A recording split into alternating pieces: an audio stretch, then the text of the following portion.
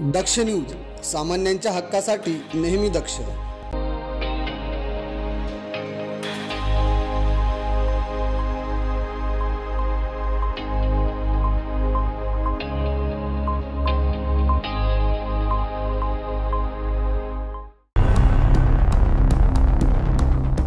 नाशिक शहरात सातपूर परिसरात रिक्षा चोरीचा गुन्हा उघडकीस आलाय।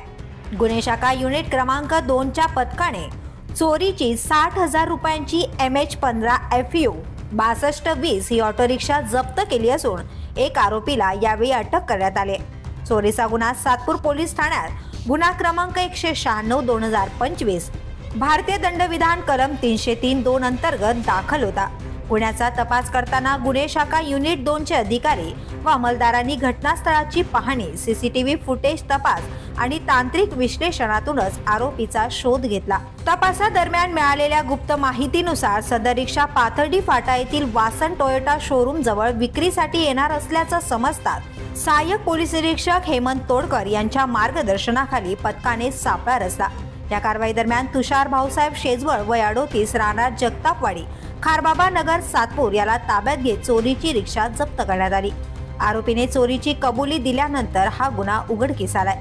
ही कामगिरी पोलीस आयुक्त संदीप कनिक, गुन्हे शाखेचे उपायुक्त प्रशांत बचाव, सहाय्यक आयुक्त संदीप मिटके यांच्या मार्गदर्शनाखाली पार पडली।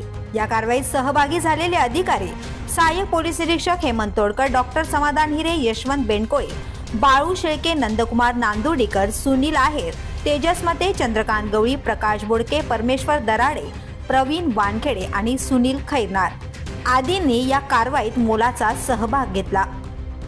प्रवीण सुरुडे, दक्ष न्यूज, नाशिक।